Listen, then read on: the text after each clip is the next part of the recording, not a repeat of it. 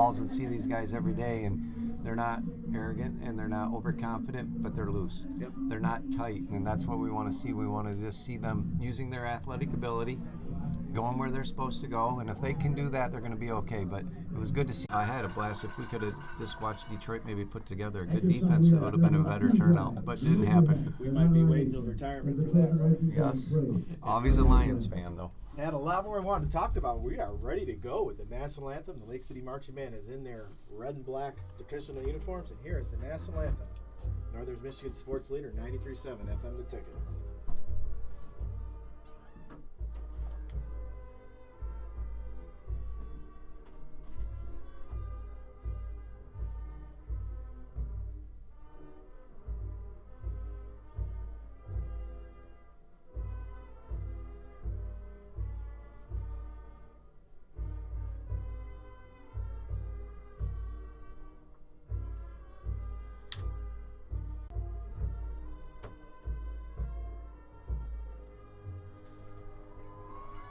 So we have shouted out your marching band, who just did an excellent rendition of the national anthem.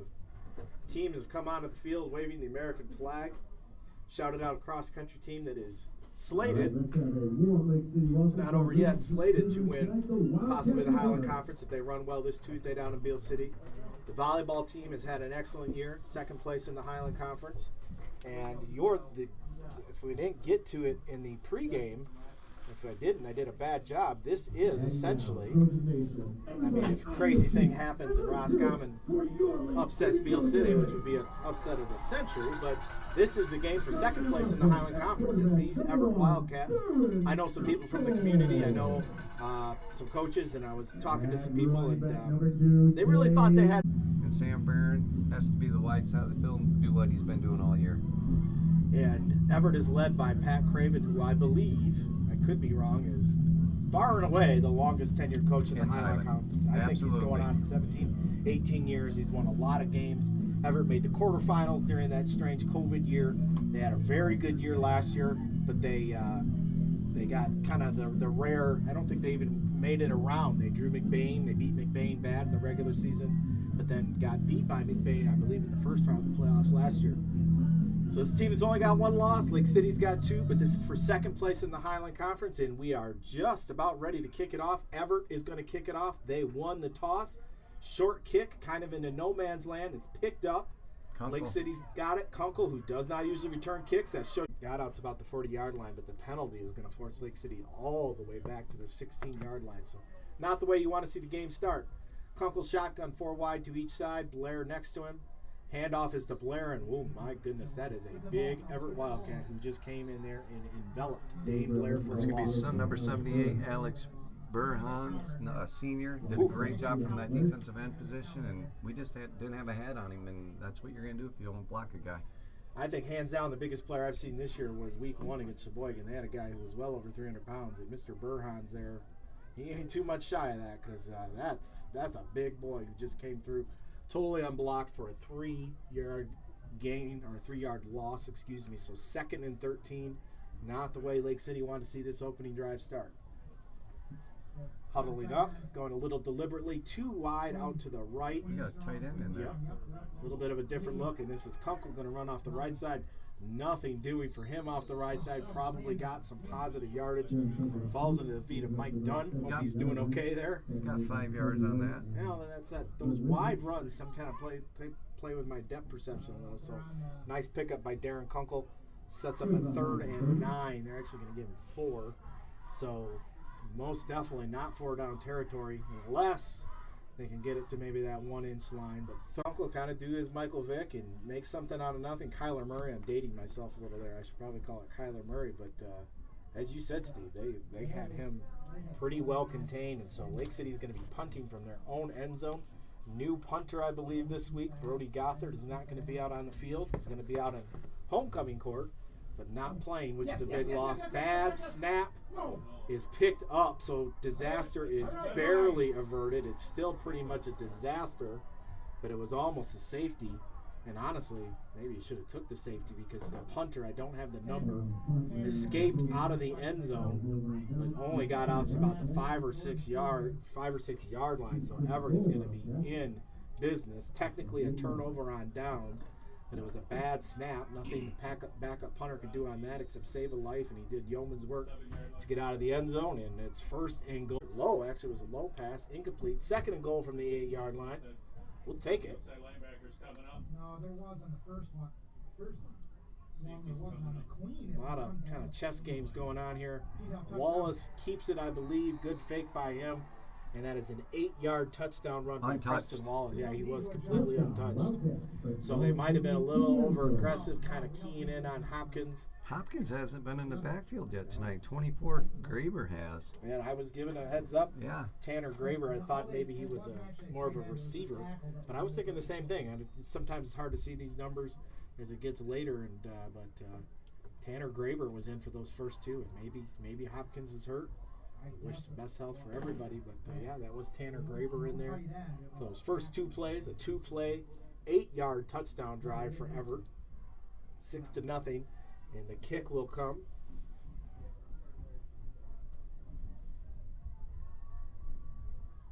Everett's probably had to be close. No good. So as we expect this to be a close game, that early miss could be a big miss, because as we said, Lake City does not have their kicker tonight. It could be one of those 6-point, 2-point conversion type games. But let's take a 1-minute break. Maybe get some good mojo on the other side of this 1-minute break. You're listening to the exclusive home for the Lake City Trojan football, boys and girls basketball programs. Northern Michigan sports leader, 93.7 FM The Ticket.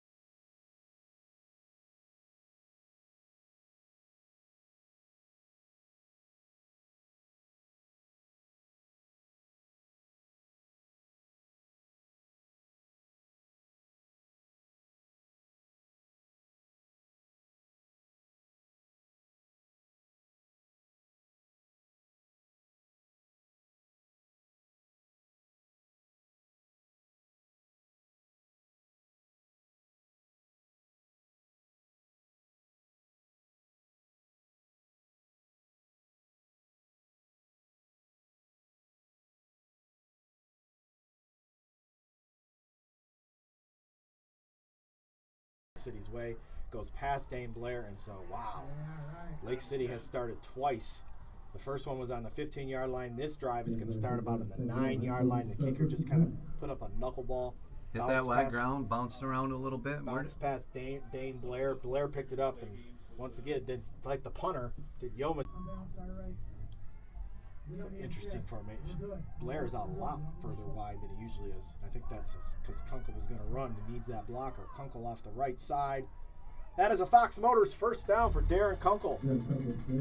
Once again, I'll do my best color commentating. I can kind of see something strange there. Blair is usually right next to Kunkel, and he was well wide of Darren Kunkel on that.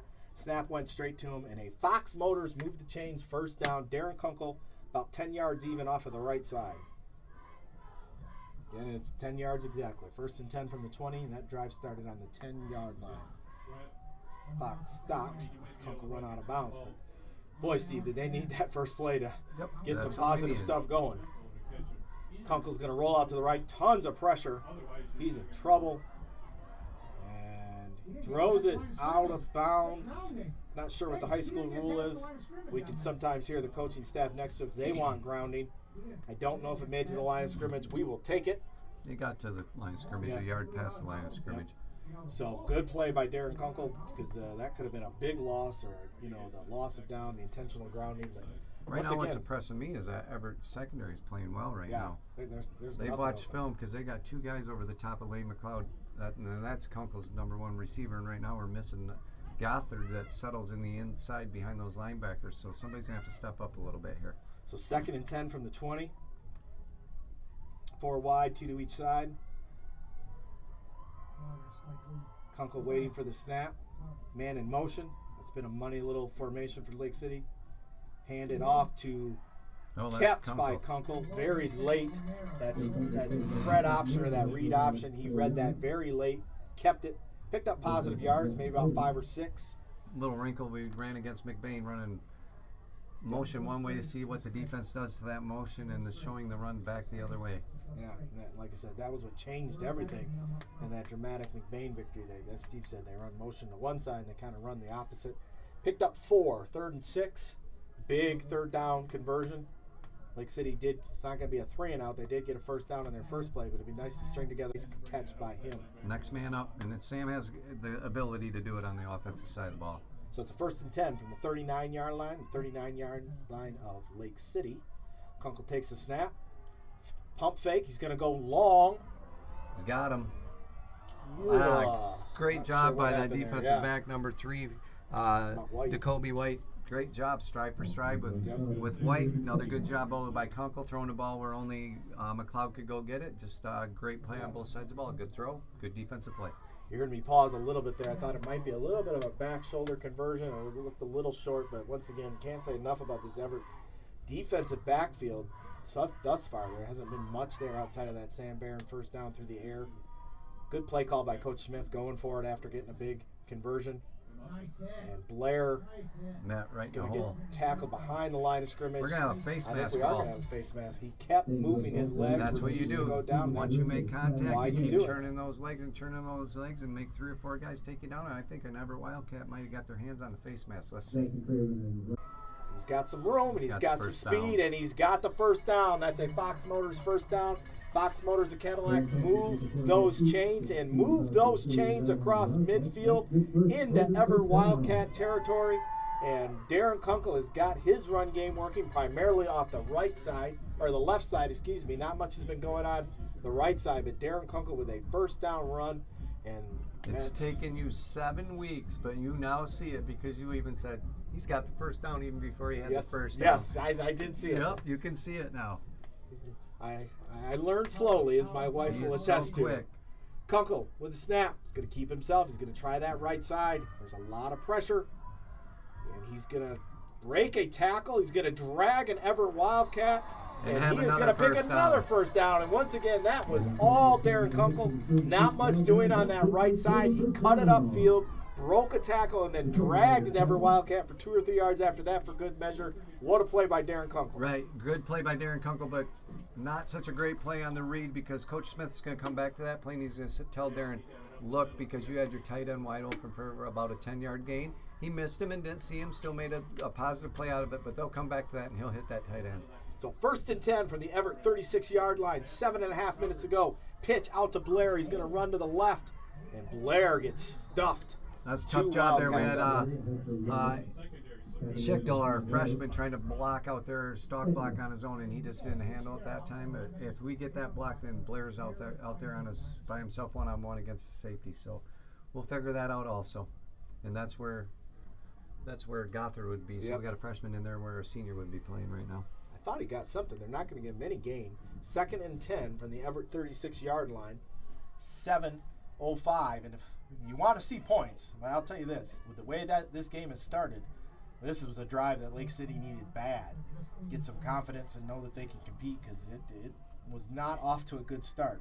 Kunkel off the right side. Nothing to read here because this is a straight run all the way. Darren Kunkel picks up another first down. Am I correct? Yes, you're correct. It's going to be close. It's 3 yards past first down. Haven't moved it yet, but I'm just going to call it a Fox Motors, a Cadillac. First down, move those chains. Darren Kunkel off the right side. Well, we They got a call holding. flag. Yep, we got a Oh, holding. man. I wondered why they weren't moving those chains. Right at the line of scrimmage. So that's going to bring us to a 2nd and 20 now. That's a backbreaker right We can't there. have these. We cannot play Nope. from behind the chains. Just like a against these Beale guys. City, just Yep. like a McBain, when you're going up against a good team, not to be Nope. negative towards some of our other opponents. You can play a little slop. You can get away with some other teams in the Highland Conference. You can't make mistakes with these teams. 2nd and 20, almost back to midfield. Everett 46-yard line. 4 wide, 2 to each side. Kunkel in the shotgun, Blair next to him. Fakes the handoff to Blair. Kunkel gets flushed out of the pocket, rolls to the right. And he's got nothing doing. He's going to get it to the line of scrimmage. Just barely once again, but saves an intentional grounding. So now a 3rd and 20 Probably not meant too many 3rd and 20 plays in the playbook. Wouldn't be surprised if Coach Smith maybe goes underneath to get it to a 4th and manageable. But it is a 3rd and 20 from the 46-yard line at Everett. Clock stopped with 6:36 left to go in the first quarter. Impressed with this Everett Wildcat defense right now. Not just the secondary, but the defensive line getting pressure on Kunkel. He's scrambling right now, and scrambling. We're used to see him make plays, but he can't make them because they're covered up and they're containing him. Kunkel's going to pass it. It's a screen. It's well set up. We'll see. Oh, he fell down. And Dane Blair, I believe, caught it. It was well set up, and he fell. And so Coach Smith, I think he's going to go for it because that's kind of his nature. But we got a 4th and 20. And I think that's exactly what he did. He went to a screen to maybe try and pick up 10, 15 yards, get it to 4th and manageable. And once again, backup punter tonight. Looks like they might actually punt it. I think Coach Smith initially set a play in. They're going to have Kunkel punt. Kunkel is going to punt. And I don't know if Kunkel was a punter in that first play. That would make sense because that was a Houdini act to get out of the end zone. Coach is next to us. Hey, that can't be. He never got There's his a flag. Okay, yeah, they got a flag, yeah. So, it's a clip, isn't it? Wow. A lot of stuff going on here. Lake City ran out a player late. He wasn't set. That's going to lead to a flag. Kunkel had a low punt, but it got a good bounce. And so I think Coach Craven's going to have a little bit of a decision here. He might not, because that might be a dead ball penalty. We'll see. No, they're going to force him to punt it again, I bet.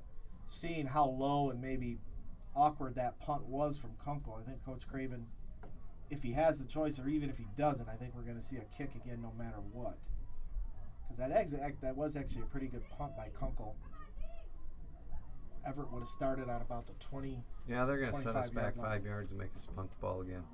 Legal motion, and once again, that wasn't somebody in motion or legal formation. The Lake City Trojan, I think it was Matheson, ran onto the field late. Didn't even really look like he knew where he was supposed to be. I don't know. Like I said, I'm trying to explain it. He's just kind of standing there. Wasn't really legal formation. He was just kind of in the middle of the grass when the punt came off. So we're going to have max protection here. I think they're a little worried about a block because it's a high punt. We're going to have another penalty. Yeah, we're going to have another penalty. As I said, we try not to spoil too much state secrets here, but we got the coaches next to us through a pretty thin wall, and they saw it right away. There's too many people in the backfield because Lake City had a convoy in the backfield. They had like 4 or 5 people. So Coach Duddles has got a pretty salty probably right now at this point. Well, they are going to decline it because I should say that was a pretty low punt. Everett's going to have pretty good field position, so they actually are going to decline it because that punt did not travel very far. Everett's going to start on own 49-yard line, so just shy of midfield. So once again, mistakes kind of bite Lake City on that one. The holding penalty on the first down, and then that special teams penalty cost about 40 yards when it was all said and done. So 1st and 10, 44-yard lines where they're going to spot it. Everett sends a player in motion who splits out wide, handoff, and a lot of room to run. Oh my goodness. Don't know what number that is. And we're going to have a flag here. So Everett is inside the 5-yard line. I don't think they are going to be very long. But whoever they were running there has got some serious speed. I think it was that Garber, or I've got the name wrong, Graber. He had a big hole off the right side and showed some serious speed. Gets down to the 5-yard line, but a hold is going to push the Everett Wildcats back. So a lot of penalties are here early on. Can't call this a clean game. But Lake City catches a break there because that was a big run by Graber. But it's all for naught for Everett, and we will gladly take it. 5:22. Interesting to see. The flag came out very late. And I'll be curious to see if that's a spot foul. It's a spot. If it's a hold, it's a spot foul. Yeah, so Everett is not really going to necessarily be behind the sticks with this penalty because the penalty came so far down the field. It's going to be like a 6 because once again, that 10-yard penalty came probably 20 yards down the field. 47-yard line. Wallace, Graber. We haven't seen Cole Hopkins yet. He might not be here. Handoff is faked. Wallace has got a man, but he missed him.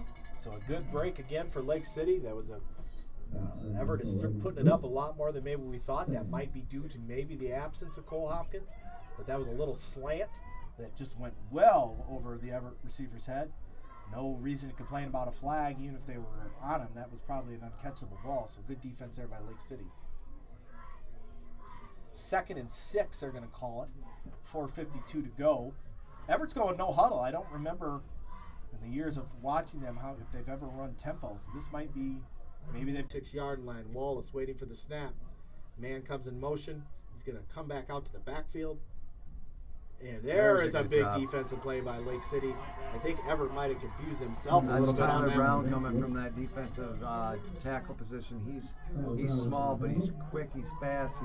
He's a wrestler, and that's a big hit for a 3-yard loss by Tyler Brown. The Lake City defense needed that, so it's going to set up a 2nd and 13. Almost back at midfield. Once again, Everett's already up to the line of scrimmage. They're playing with pace, playing with tempo. 4 wide. This is the Lake City formation. Wallace in the shotgun with one back next to him.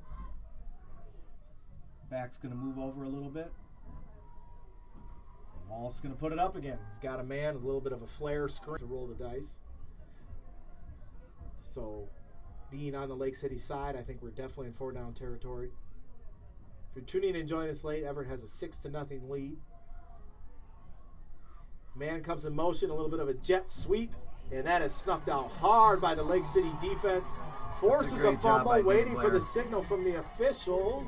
It's going to bring up a 4th down at about 8. They're going to say the ground caused the fumble, but that was a really good defensive play by that right side. Absolutely. Everybody flowing to the ball. We had 5 guys around it. Perfect job. I think Everett's going to punt it. I would. Yeah, you got the lead, I guess. Play field position right now. You're ahead. You're on the road. You scored already. Make them drive the length of the field. But again, watch for the fake. We can score from anywhere. Watch for the fake, because like I said, Coach Craven and Coach Smith are 2 guys, and here comes Preston Wallace. The quarterback is right behind. Be careful for this fake. It's still a punt formation, but Wallace is right there. They are going to punt it. I formation. Under center. Yep, under center, I formation. Coach Smith switching it up already. Blair is going to run. He's got some room off of that right side. Good 1st down run, gain of about 5 or 6. This is old school football for you right here. That's old school Dick McGinnis football. We haven't seen I formation under center since the 80s. Now, I'll tell you, I don't think you were with me that week. We did see it one other time, really? And that was last year against Everett. And I wonder if Coach Smith is going into that right now. After Dane Blair went out in that last year's 27-20 game, he put Kunkel under center, and they ran Hinkamp. Yeah, they got Hinkamp right now at the fullback, and he's a tough kid. Coach, maybe 5 on that one. Late flag. A very late flag, way on the other side of the field, away from the play. And there's holding on every play in football, if you guys don't know that. And you should call it on the play side, but sometimes they get a little tick-tacky and call it away from the play, 15 yards away from the play, where nobody's going to make the tackle anyway.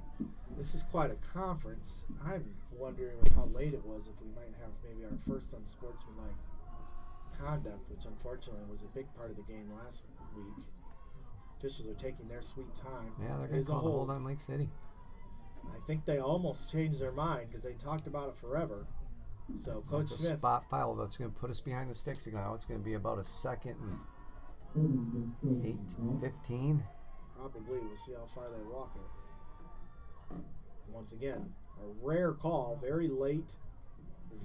Wherever it was, I can pretty much guarantee it was pretty well away from the play. And so a 2nd and long. Still don't have the number up on the scoreboard yet. Let's say it's about 2nd and 15. Clock is running with 1 minute, so we might only have 1 or 2 plays left here, depending on how the now old school Lake City offense decides to play this. Probably have to go back into the shotgun facing 2nd and 16. They do. 2 backs, so haven't seen that much. Coach Smith is switching it up here early on. Kunkel's a straight run, no read at all. Cuts it upfield. My voice is raising because Darren Kunkel is loose.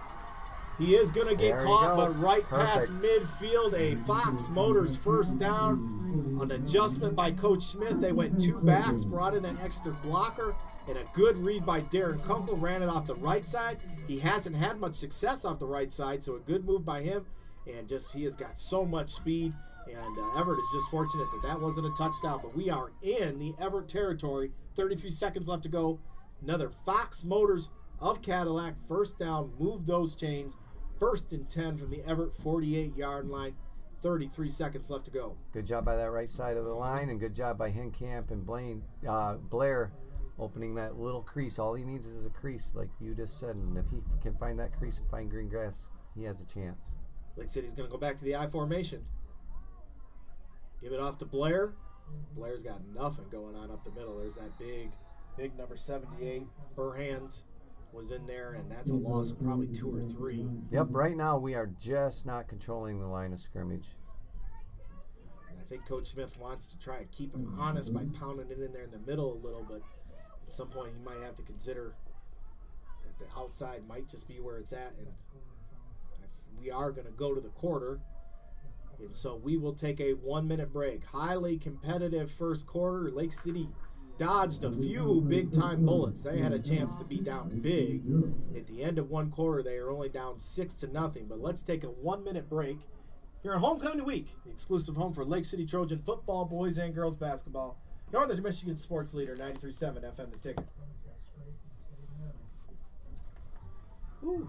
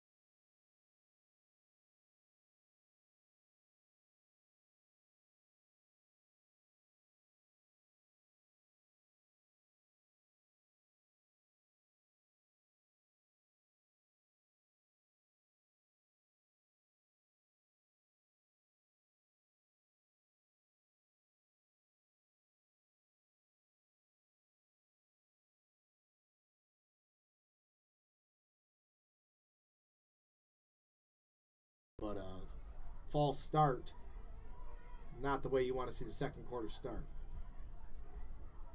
Kunkel's going to run in the play. Lake City's been huddling up. Everett's been going pace, no huddle. As I said, my years covering Highland Conference, I don't think I've ever seen Everett do that. Yeah, it's backwards. 2nd and 15. Another interesting formation. Kunkel, little Houdini act there. That could have been a loss for a major loss. It's only going to be a gain of about 3 or 4. As once again, that right side of the Everett defense appears to be their money side. Probably only, he didn't get the penalty yardage back. Maybe only a gain of 3 or 4. Marcel White had the tackle. Does get it into Everett territory, which might be 4-down territory for Coach Smith. But we got to take care of this 3rd and 12 first to see if we attempt 4-down territory. The punting has been an issue. We got a backup punter. Brody Gothard is not suited up tonight. So I bet Coach Smith would really like to get this to 4th and manageable. Facing a 3rd and 12. Fake. Got a guy wide open. It's That's there. McLeod, touchdown. Great play. Stay inbounds. It's a Oh, touchdown. they He called did him not out. stay inbounds. It's on the far side of the field, and we couldn't quite see it. So once again, great play for Lake City. That's a Fox Motors move. Absolutely, we'll take it. That's a break for Everett, though, because Lane McLeod was getting ready to run into the end zone. Could Nobody just not was near tiptoe him. that sideline. You're absolutely correct. Great pass. Yep. Great catch. Patient. Just could not tiptoe that sideline. But a big play by the Lake City Trojans. We're on a march right now.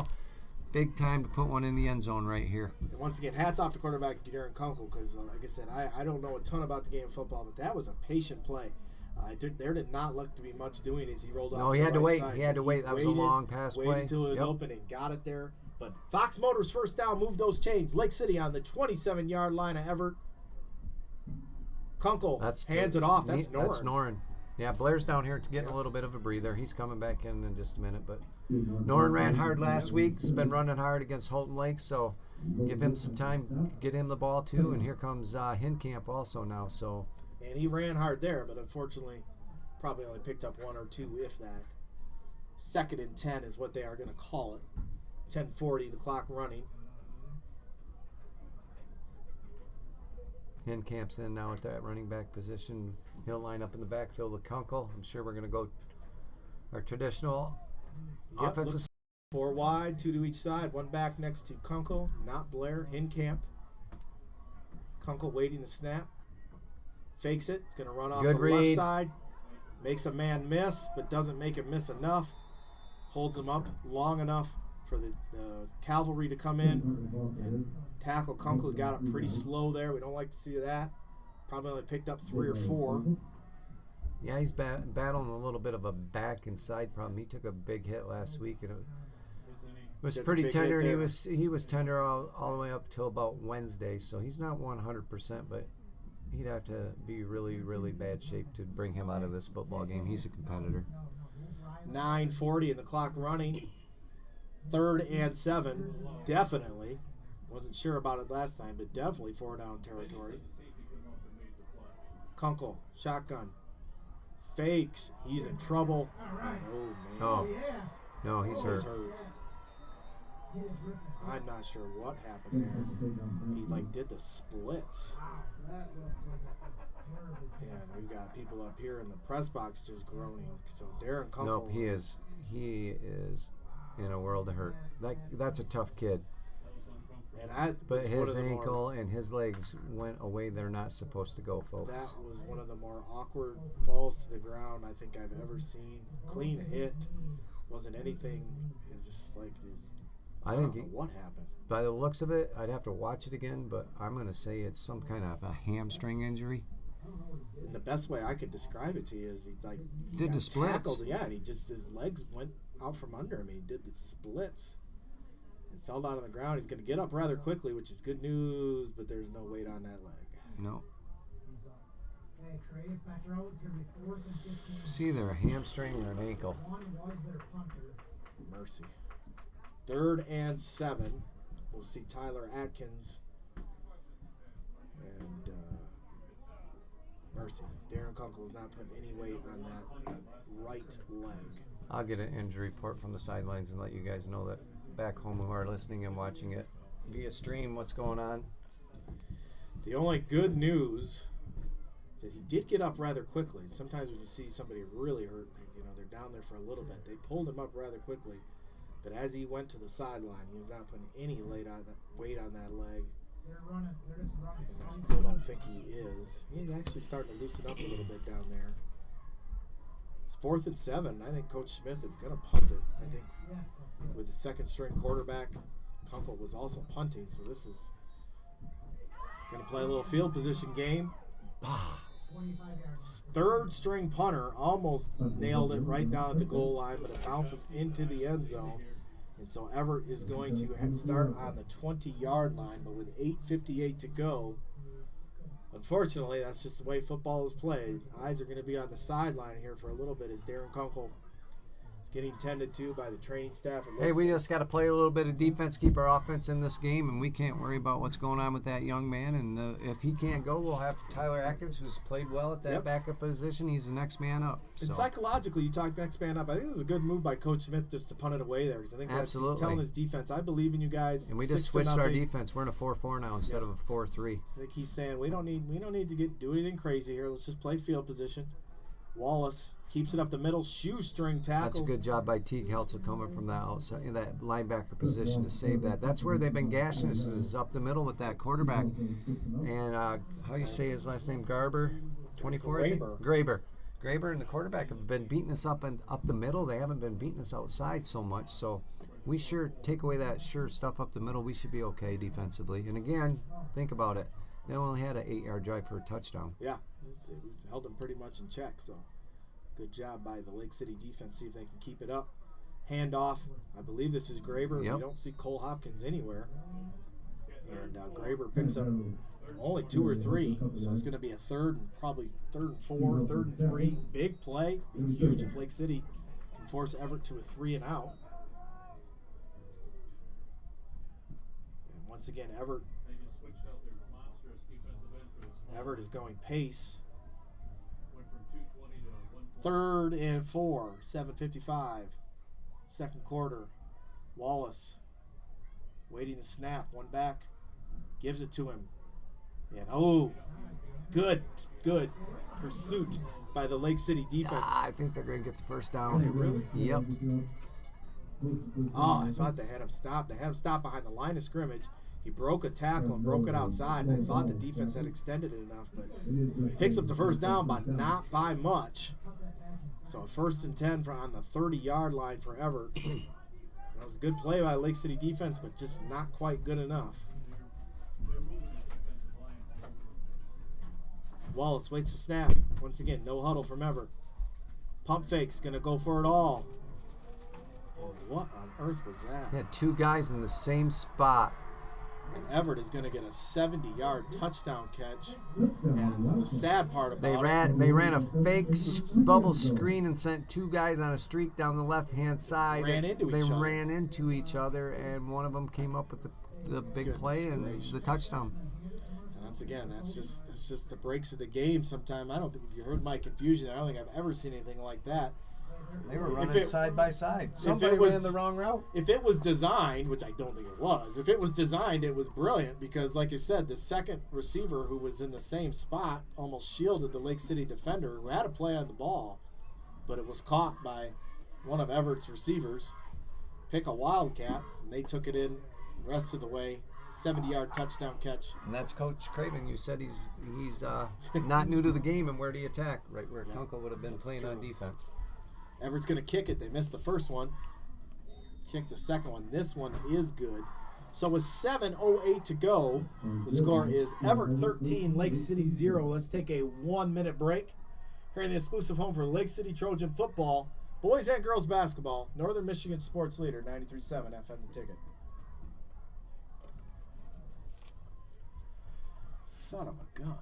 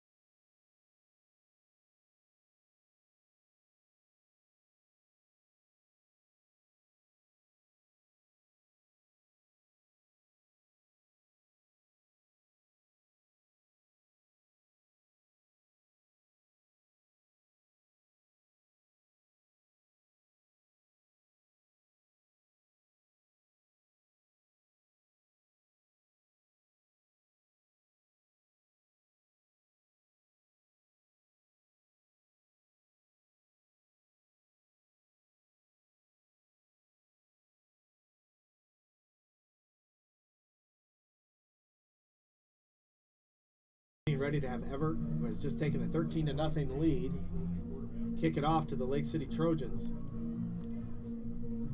The unfortunate news outside of that margin, I don't believe we're going to see Darren Kunkel maybe for the rest of this half. Sometimes some stuff can happen with some halftime adrenaline. Short kick. I think we're going to see Tyler Atkins, backup quarterback, coming in for Lake City. Very short kick is fair caught. Good decision by the up man from Lake City because it gives Lake City. That was Sam Barron. Sam Barron gives Lake City good field position on about the 30-yard line. And it's going to be Tyler Atkins probably from this point forward. think we're going to see a lot of maybe that I formation, a lot of Dane Blair. Remember Atkins, we've seen him in Sheboygan and a few other games, a lot of the blowouts. He ran a nice screen game, makes good decisions. There's no way that this could be delay game. So the whistle has been blown. Not sure about what. As you heard Steve say, I didn't have his microphone on. My bad. It can't be a delayed game. Legal substitution? Yep. Had 12 guys in the huddle. So, once again, pre-snap penalty. Penalties have hurt Lake City a lot tonight. Can't have those against a good team like Everett. 1st and 15 now from the 22-yard line, so that good field position is somewhat nullified by that 5-yard penalty. Atkins hands it off, and Dane Blair, I believe, up the middle. Picks up 6. He had a head of steam. Picks up the penalty yardage. That's where that penalty really hurts. That would have been an excellent first down play. That's a great call by you. That's why you don't want to play behind the sticks. It would be 2nd down and 4 now instead of 2nd down and 8. So that's a gain of 7 for Blair. Once again, Lake City's in the I formation. Atkins under center. Yep, I think we're going to see I formation maybe most of the night. Atkins under center. Pitch. Fumbled. Fumbled and then kicked about 5 yards. And so disaster has struck Lake City once again. It was pitched. Fumbled by and Blair. then somebody kicked it. And so it's gone back probably 15, maybe 20 yards. 20 yards. We'll see what this third and eternity is up on the scoreboard, but things have gone from bad to worse for Lake City. 3rd and 30, they're going to call it. Not many 3rd and 30 plays. Not in the playbook. In the playbook, not many 3rd and 30 plays in the playbook when you're on your backup quarterback. So after a promising first play, not what you wanted to see there. Atkins under center. Everett's going to jump. That's got to be on them. They crossed the line of scrimmage before our kid moved. So we can hear, like I said, we can hear coaching up there. In some ways, when you're facing 3rd and 28, 3rd and 30, you might as well bring the house and go for it. That 5-yard pre-snap penalty is not, in the grand scheme of things, probably not going to do too much for Everett. So it's going to set up about a 3rd and 23, I think, now. 5.5 minutes to go.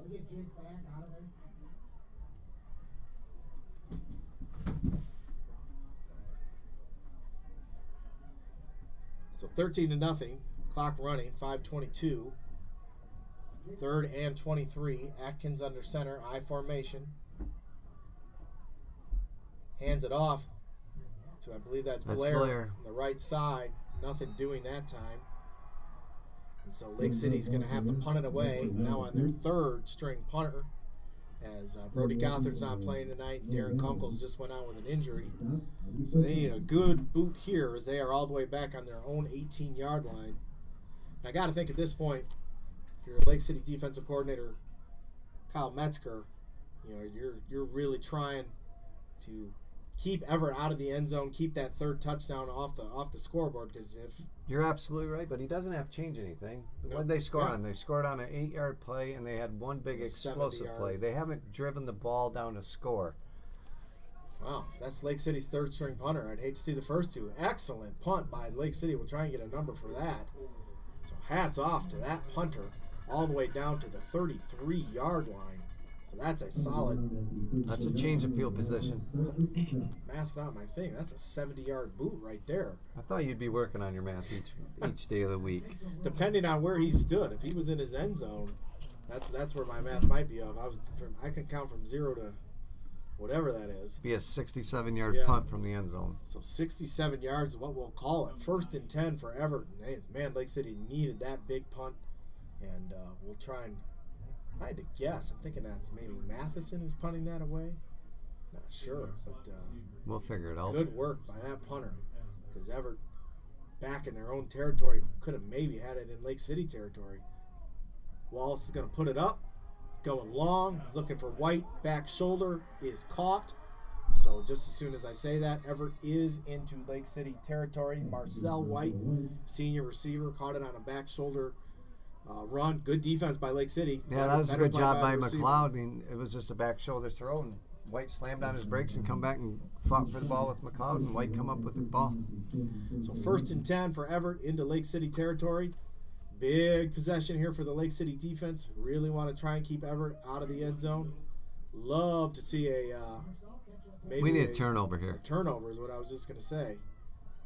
Graber gets pushed outside. They're gonna I was have a going to say, hold. I was going to, sometimes these officials start a little late. We That got sure looked another like a guy hold hold. to me. We got another guy hurt. That looks like Blair. Oh my goodness. Nope, it's not Blair. This happened last year. Who is that? Single number. Injuries played a big role in that 27-20 loss. That's Sam Barron.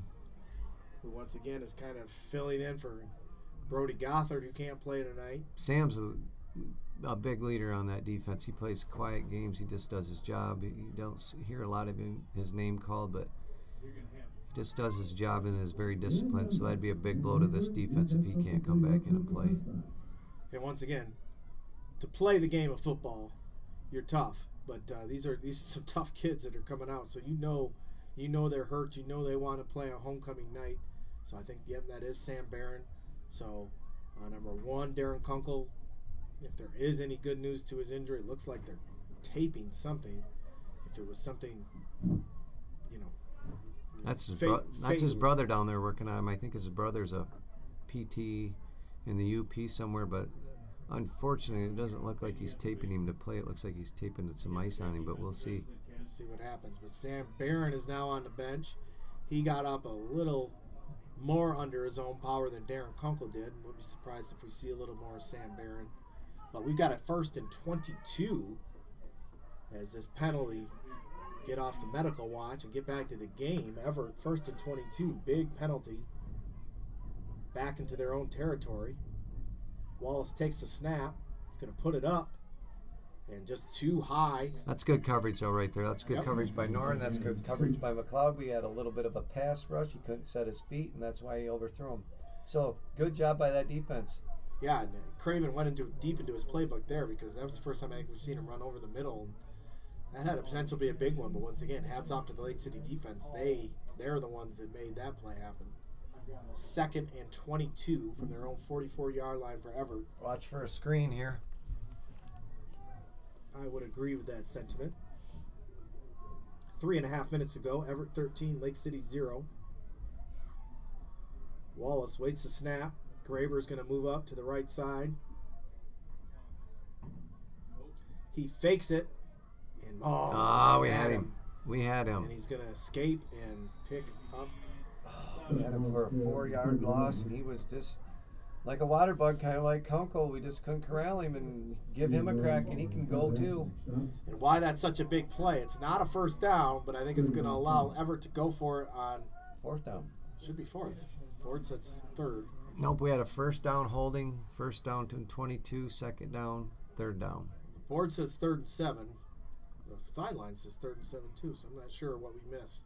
3rd and 7 for Everett. Wallace puts it up. He's got a man wide open. And that's Coach Craven going right where Sam Barron should be playing. And I believe that is Marcel White. Jacoby White, excuse me. So about from midfield, we'll call it about a 50-yard touchdown pass for Everett. Makes the score Everett 19, Lake City 0, 2:47 left to go in the first half. So Everett will go for their conversion here. The kicker is already out there setting up. Nice job setting that up. Those outside linebackers just kept playing more and more and more. So we'll wait for the kick here. Everett missed the first one, made the second. We'll see what they do on their third. Snap is up and good. And they're gonna call roughing the kicker. I think so. So we'll wait for the signal here. We'll keep it here on this possession changeover. Roughing the kicker. I don't know if that's enforceable on the kick. I don't know if that's 5 or 15. But Hey, we got 15 yards here. We want to onside it. He's got it.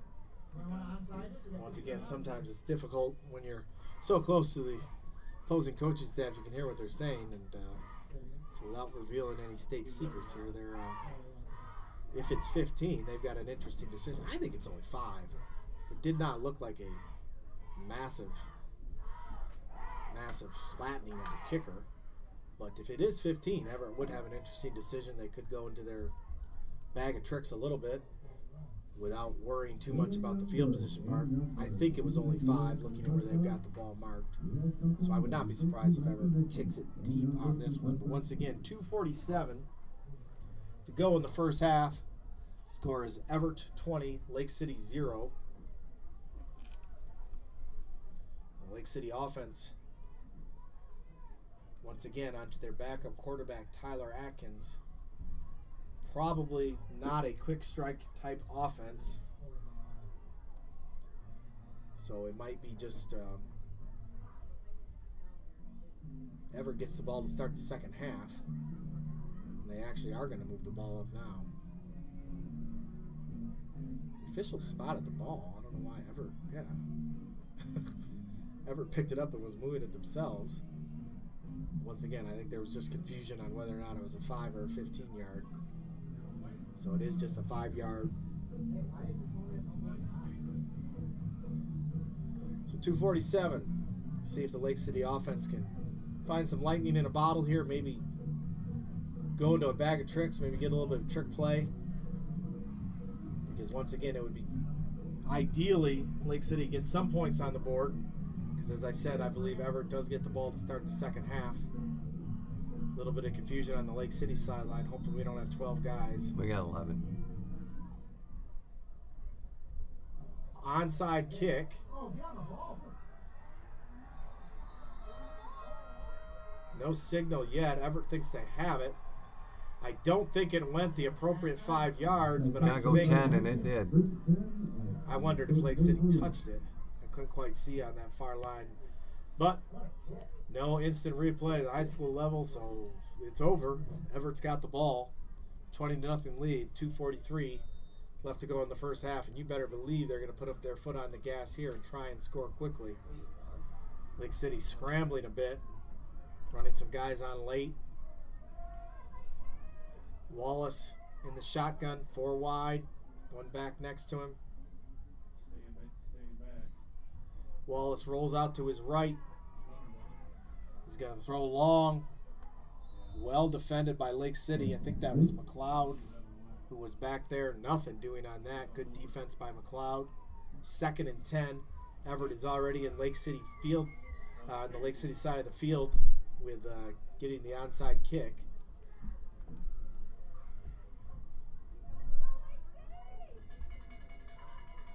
Once again, it is homecoming week, so there's a very good turnout. It's good to run into Andrew Vandertag at the concession stand before I came up here tonight. Barron and Kunkel are both still on the sideline. Quick out, little bubble screen to White.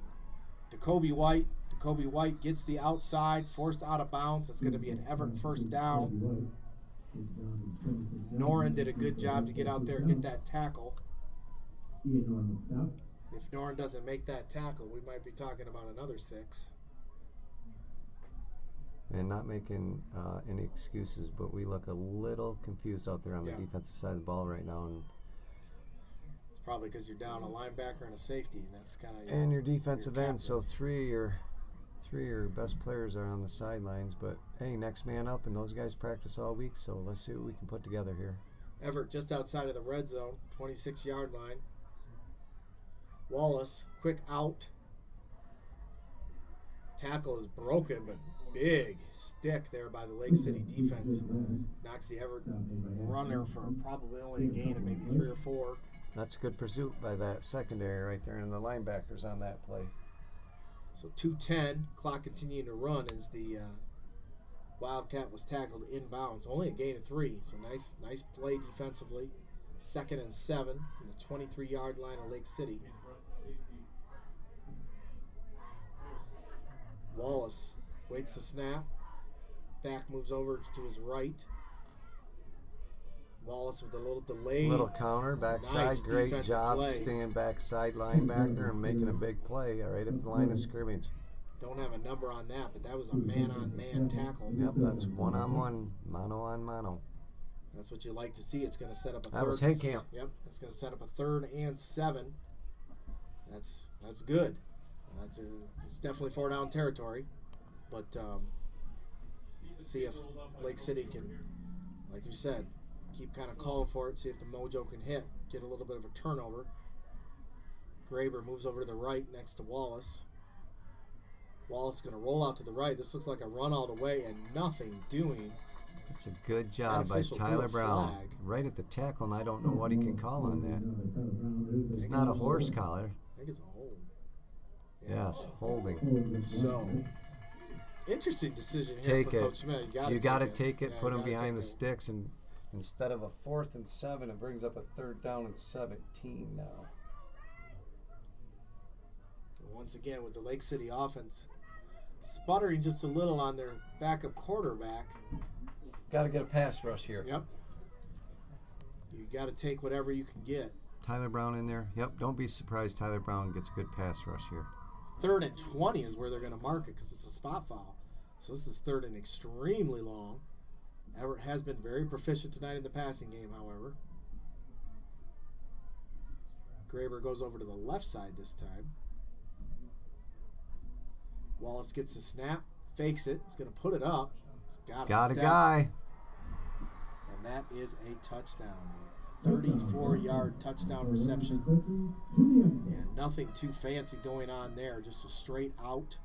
If you would have told me that their offense was going to throw the ball on us tonight like that, I'd have called you crazy. Yeah, man, I thought they'd have a good night running the ball and running their trap and their counter trays to the outside, but I would have never thought they would just step back and throw fades against us all night. it's basically been all through the air. All through the air. Once again, that's Marcel Jacoby White primarily. But once again, no Cole Hopkins tonight. Not sure why. That was a name we were prepared to call a lot. And the only running back that's really gassed him much has been from the quarterback. So 26-0 with 41 seconds left to go. The first half, we'll keep it here after this kick. This kick is up and it's good. And I think 41 seconds. Can't imagine too much fancy going on the offensive end. No, we got to get out of here and just regroup. Yep. Now, once again, if you're tuning in and you're a regular listener, you know, you don't have to tell anything that you don't know. 30-0 was the score against the McBain Ramblers 3 weeks ago. And we saw a dramatic Lake City comeback. That'd be quite a notch in the belt if Lake City could have 2 of those in one season. Darren Kunkel standing up and looking out at the crowd. Not sure what that really means. Looks like he's standing okay. Yeah, I but think you're right. I don't know. he's if got a we're gonna see him. big ice pack on that right ankle, though. So 41 seconds. Probably run a play or two. Be careful. Watch out for that onside kick, because that's what we saw in that last play by Everett. So it allowed him to get that 27 point, or 26 point, excuse me, or 27.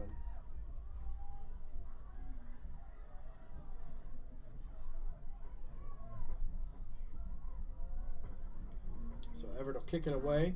41 seconds.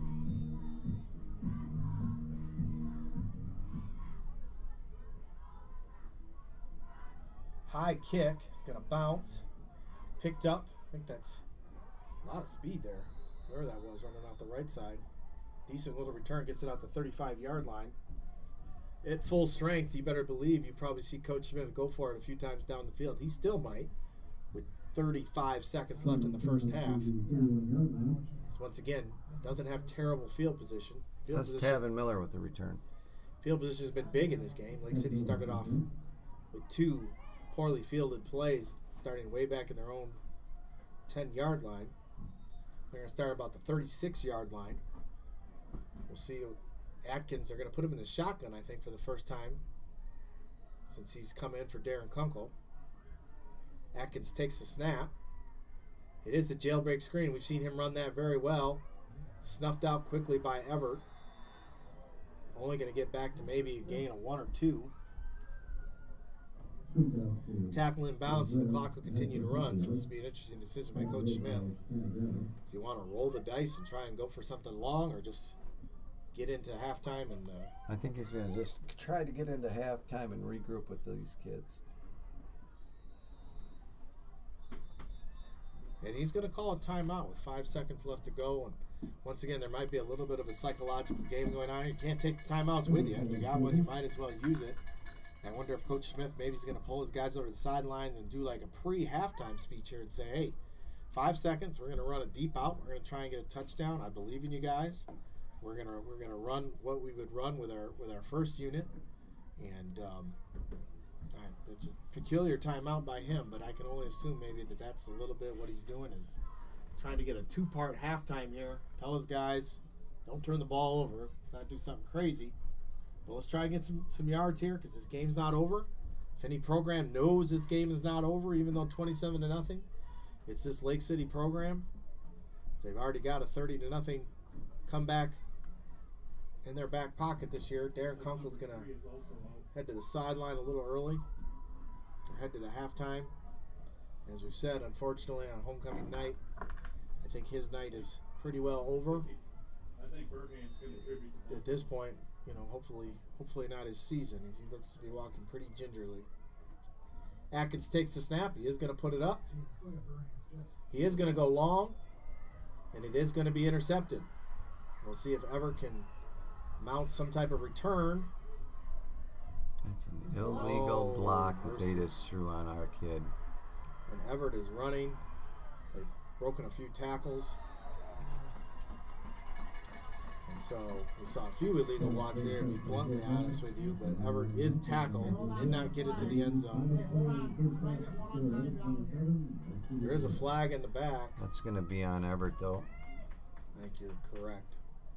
Everett is kind of stopping. There should not be an untimed down here because Everett is on offense once they get the ball. Yeah, Everett's pointing. The official's pointing, saying it's on Everett, so let's get on off the field. So a lot of confusion kind of coming here with this flag. It's all zeros up on the scoreboard. We'll see if they sort it out. No signal. So I think we are correct. Pausing a little bit here just to make sure. A little bit of a chippy game tonight. You've got 2 Lake City players out with an injury. Not saying that Everett did anything to cause that, but I think they're going to let the teams go in separately. Try and keep any extracurriculars from going on. Still got a lot of discussion between the officials and the coaching staff. That is Coach Craven and Coach Smith out there talking to each other. Both head coaches. Civil. I wonder if the officials are pulling around. Don't usually see this. The officials are talking to both head coaches.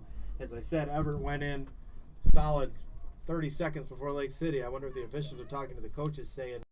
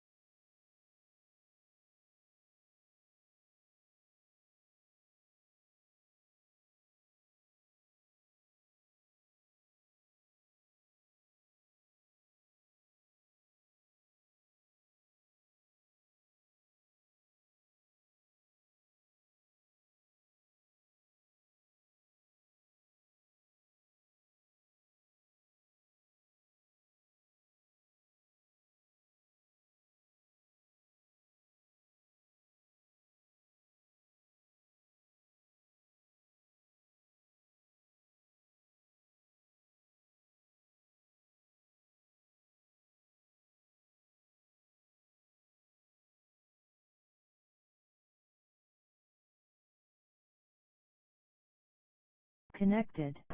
Wait, turn around. Not for everything you say, everyone can hear. You're good?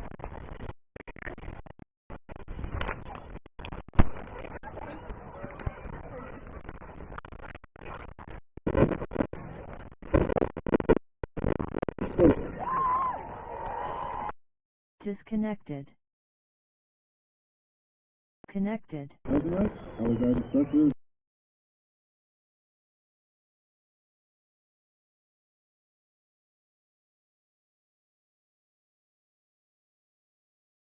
Will also accompany the homecoming court with My Girl, Sweet Caroline, and Crocodile Rock.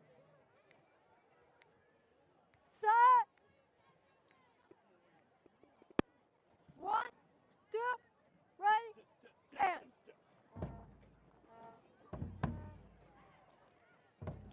Da da da da da da da da da da da da.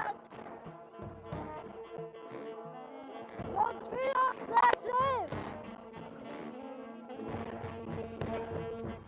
Don't speed up.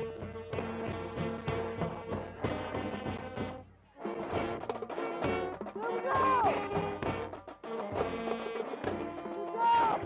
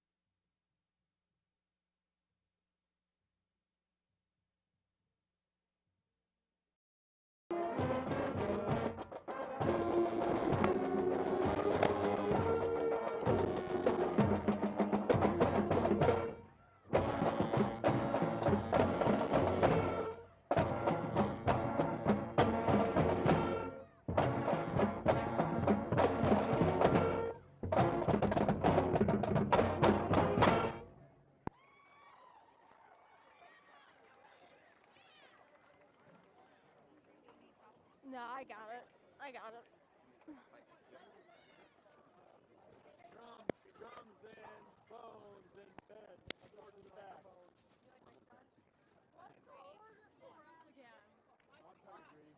Okay, trumpet shuffle in.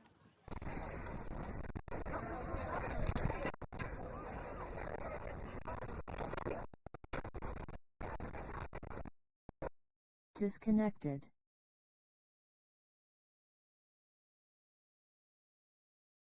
Connected.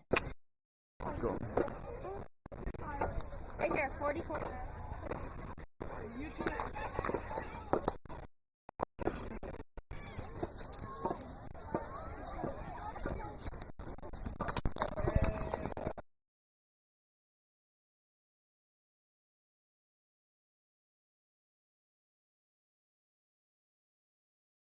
As if you play music. Disconnected. Connected. Disconnected. Connected. The theme for homecoming this year Long is push. Reunited. We each face Purple's off. Okay. Disconnected.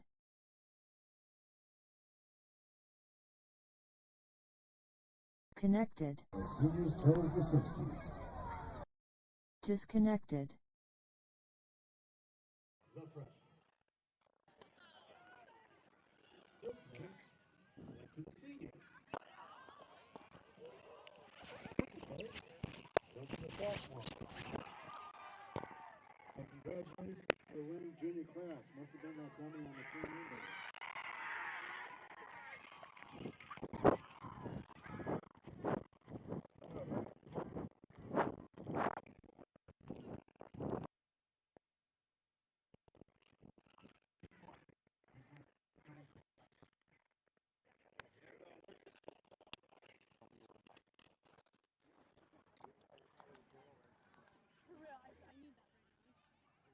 Okay, so who announced? They don't announce.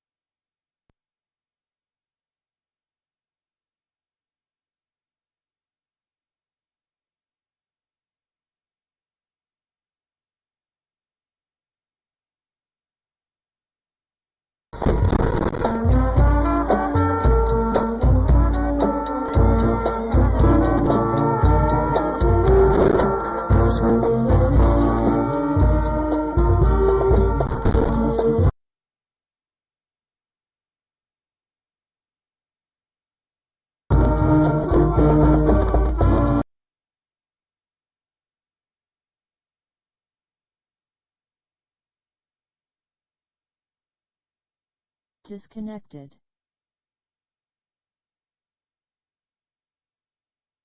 Connected.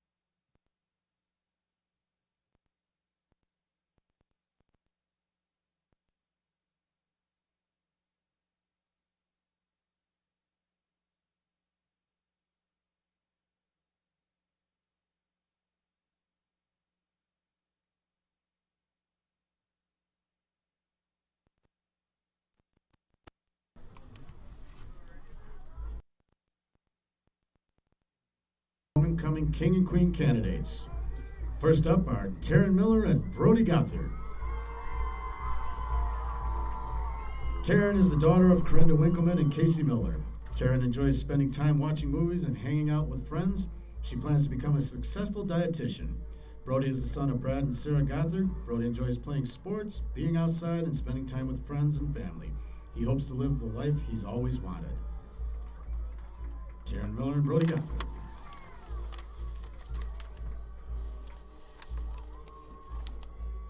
Our next candidates are Emma Nickerson and Roland Ball. Emma is the daughter of Sarah Vandertag and Corey Nickerson. Emma enjoys playing basketball and driving around with friends, jamming out in the car. She plans to play basketball at Concordia University of Chicago next year while working toward a career in orthodontics. Roland is the son of Sam and Rachel Ball. Roland enjoys hunting and being around family and friends. His future plans include continuing his athletic career in college and pursuing a career in construction management. Emma Nickerson and Roland Ball. And our last candidates for King and Queen are Haley Parniski and Dane Blair. Haley is the daughter of Jim and Jacqueline Parniski. She enjoys shopping too much and visiting new places. Haley plans to attend the University of Michigan next fall and pursue a degree in behavioral neuroscience. Dane is the son of Rob Blair and Kylie Baldwin. Dane enjoys working with Brody and hanging out with friends and family. Dane plans to continue his athletic career at the college level, whether that be in football or track. If not, begin a career to start making that cash. Haley Parniski and Dane Blair.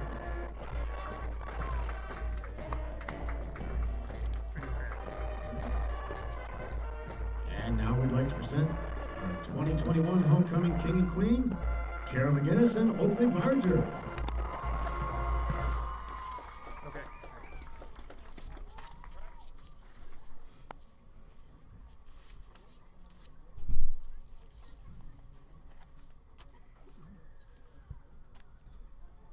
Alright, so the moment you've all been waiting for. Wouldn't it be funny if I lost the last page of the script? Anyway, our Homecoming King for 2022 is Roland Ball. Disconnected. Connected.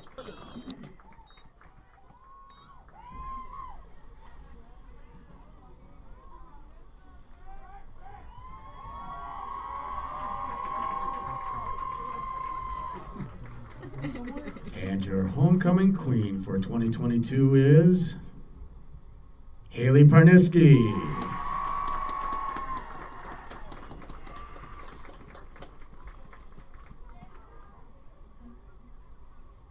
So congratulations, Roland Ball and Haley Parniski, our king and queen for 2022.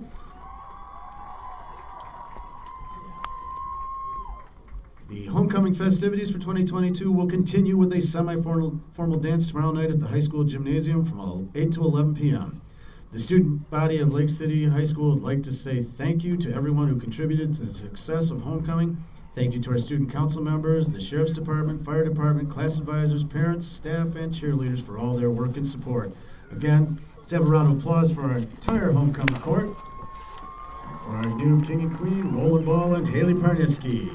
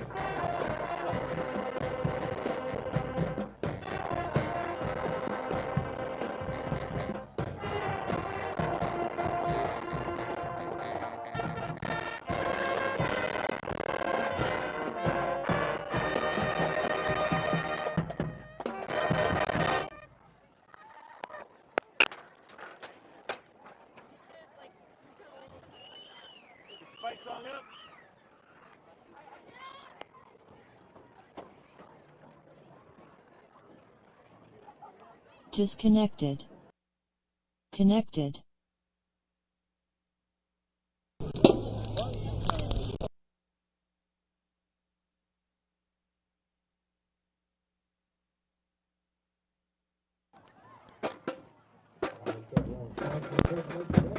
Disconnected.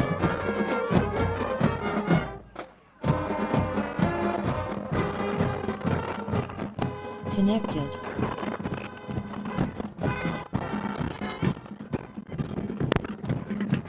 Disconnected.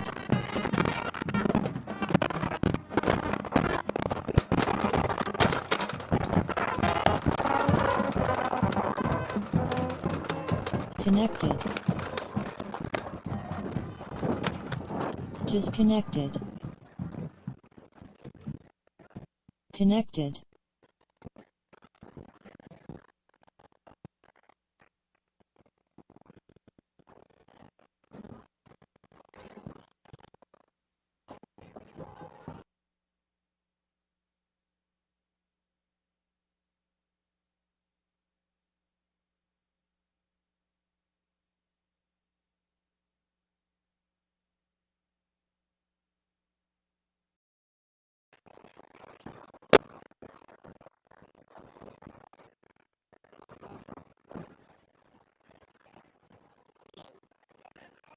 Disconnected.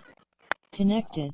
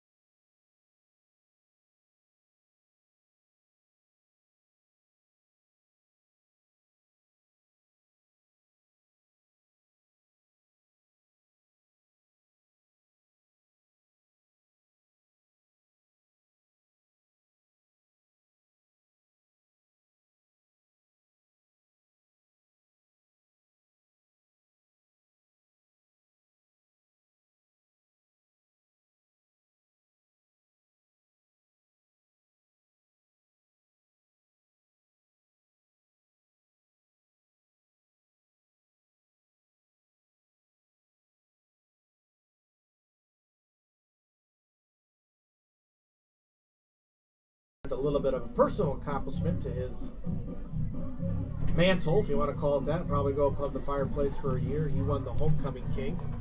Haley Parnitsky, once again, won the homecoming queen. But once again, Everett won the toss. And as most teams do, they are deferred to the second half, which means they will get the ball. So Lake City's going to kick it off. When you're trailing 27-0, you need a lot of things to go right. And as my color commentator Steve said here, the first thing that needs to go right is a 3 and out. And so we'll see if Lake City can do that. We talked about we're going to see a lot of I formation with Tyler Atkins. Are there 27-0? Are there any things that Lake City needs to do defensively? Because I feel like they've played okay. They just got to take away the explosive plays and make Everett drive the ball on them. I don't think this Everett team can drive the ball down the field on them if we don't give them explosive plays. Think about all their touchdowns. Yep, one was an 8-yard touchdown, and the rest were explosive plays. So take the explosive plays away and make them drive the ball down the field on us. And an explosive return is stuffed out quickly. It looked like Marcel White had a lot of room to run on the right side. Good special teams there by Lake City. Close that hole up quickly. And Lake City will have decent field position. They're going to start, Everett, will have decent field position. They're going to start on the 30-yard line. So 11:30:53, And I can't help but wonder, here on homecoming night, there's a little bit of confusion, some numbers I haven't seen. There's a lot of players listed with a 9 and 10 next to their name. Wonder if we're going to see maybe some JV guys get some work here, try and keep some people healthy. So once again, and try to find some lightning in the bottle, maybe do some things that, and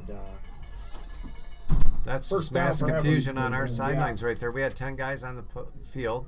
Our 11th guy ran in just as the ball was snapped. They threw the ball where our 11th man was supposed to be. And not to call him out too much, but that 11th man was Caleb Conrad. Yep, we just got to get it figured out. He ran on late and did a good job to get back and get a touchdown saving tackle. Everett's right at the 45-yard line, their own 45-yard line, but that's exactly what Everett did. They threw it right to where we weren't. And Wallace runs up the middle. Nice open field tackle. That's Teague Helsel. That's a good job from him on the inside linebacker position. And Teague Helsel, get used to hearing that name. He's probably going to, next man up, he's probably going to slide into that Sam Barron spot. Sam Barron had already kind of slid into that Brody Gothard spot, so we'll see what happens. We're going to move the pieces around a little bit and see what we can figure out over there on the defensive side of the ball. Only a gain of 1, 2nd and 9.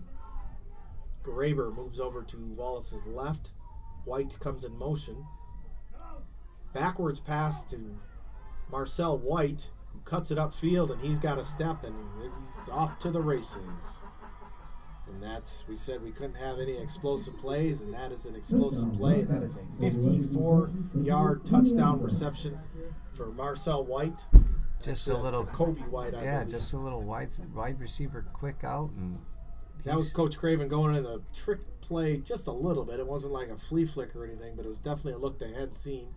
They sent White out. I think he ran in motion twice, and then it was like a backwards pass, and then he did the rest of it himself after he caught it.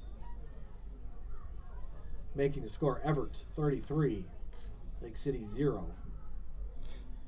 And we'll have to dust off our old rule book here again one more. Well, if they kick it, it won't matter, because I think 35-0 is the running clock. Yes, it is. So this kick will not make it a running clock. It'll only be 1 point. Kick is up, and it is good. So despite missing the first kick, Everett has been perfect since then.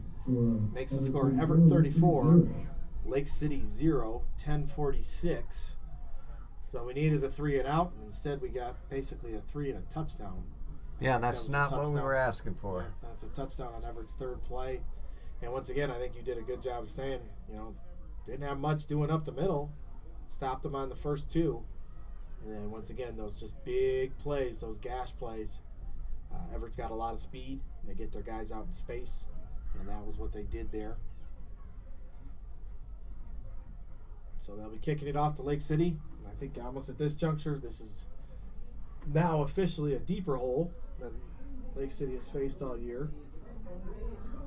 They did have the dramatic 30-0 comeback victory against McBain, but now we're down 34-0. It's going to take that would officially be, if Lake City were by some chance make this comeback, they would have a place in the record book. As once again, 32 points is the largest comeback in MHSA history. So we'll see what Lake City can do. Looking at the bench, looks like we might have another guy who already maybe got hurt. So it's a real match unit out there. Everett will kick it away. Blow kick. Fielded by Lake City. They're going to run it.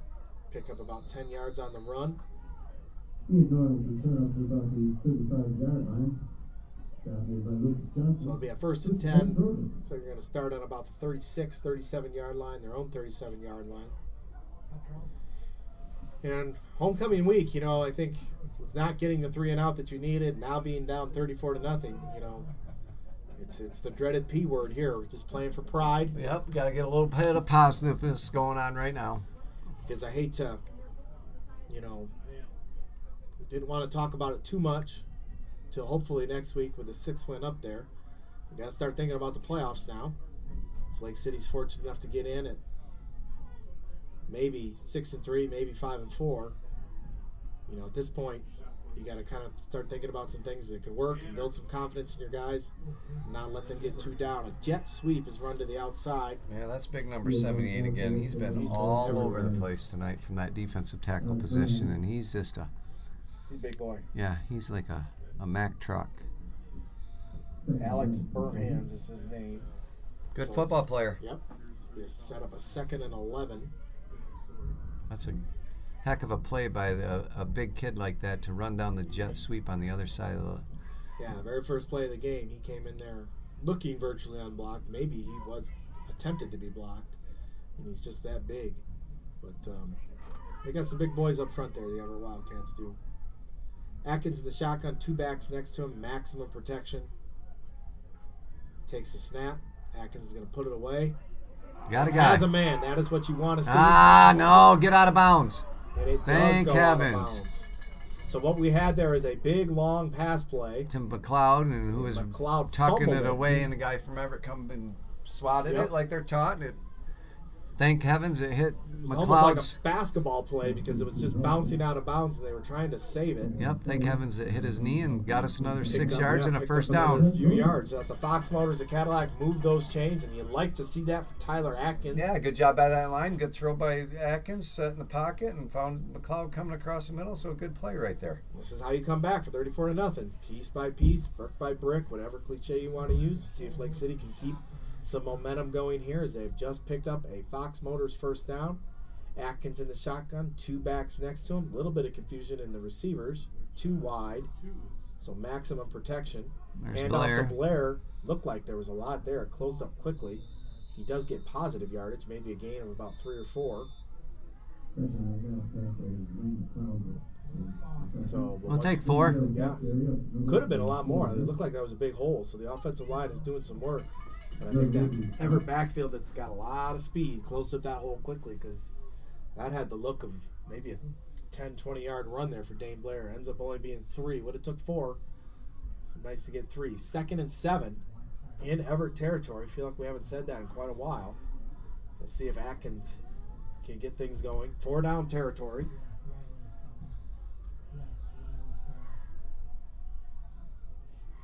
Two backs next to him. Once again, I think we're going to see a lot of that. Blair's going to run off the left side. And I think he got a little too cute for himself there. He had a little bit of a hole, and he bounced it. Looked like he almost ran into his own player. And he's going to pick up a minimal gain.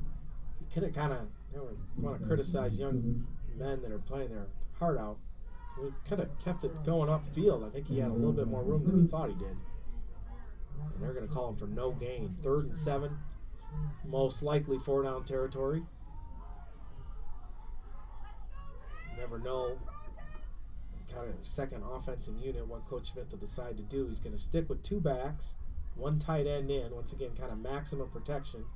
Atkins falls kind of over his own feet, and he's in trouble.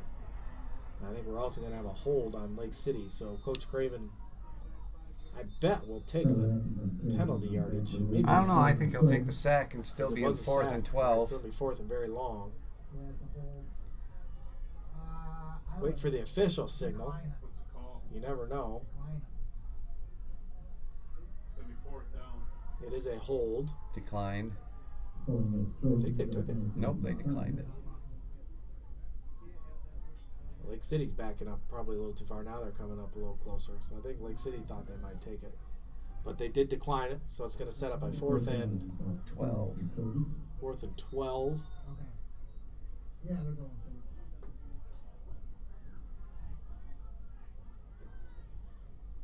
The marker says 4. The scoreboard still says 3. But it's, They're going to punt it. I wondered if they might.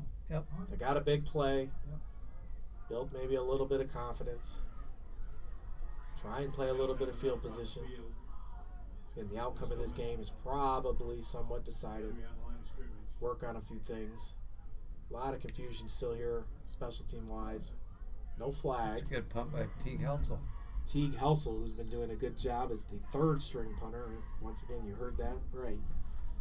Brody Gothard did not start tonight, not playing. Then Darren Kunkel got hurt, so Teague Helsel kicks it in the end zone. Everett will then start on their own 20-yard line. That's a good boot by Teague Helsel. Once again, goodness, if that's, whatever phrase, cliche you want to use, if that's your 3rd string kicker, you've got a deep bench of punters. Getting this kid, 7:41. the little one. Everett will start on the 20. Wallace in the shotgun.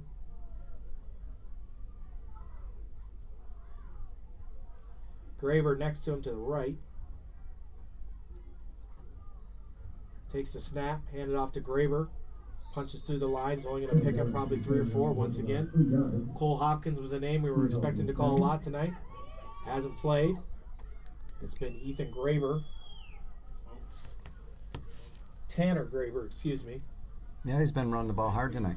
But he hasn't had a ton. No. It's been almost all through the air. 2nd and 8. Graber only picks up 2 there. That's kind of been what he's did tonight. Wallace swings it out. This is what has killed the Lake City defense. Breaking tackles. Close to a 1st down marker. I think we're going to have a hold on Everett. That play's going to come back. Downfield is what it's called. Might even be a block in the back, which would be of a bigger variety. Didn't see the signal.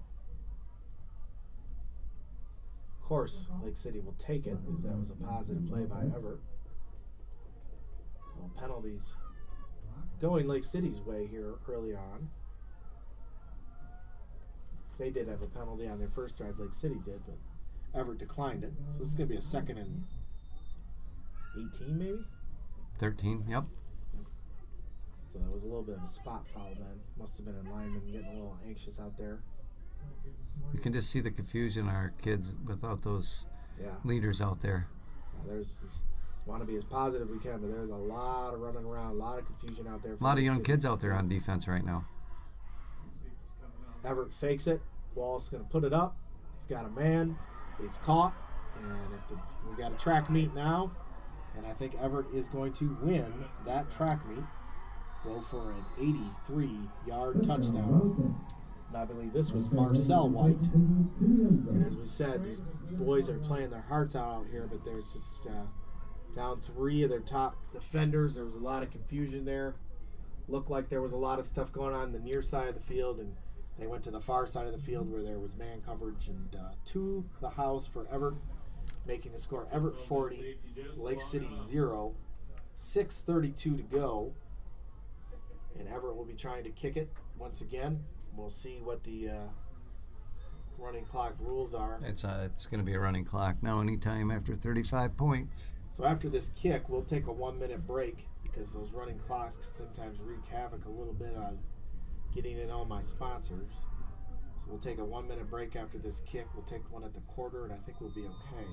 The kick is up, and the kick is good, making the score Everett 41, Lake City 0. Let's take a 1-minute break. You're listening to the exclusive home for Lake City Trojan football, boys and girls basketball.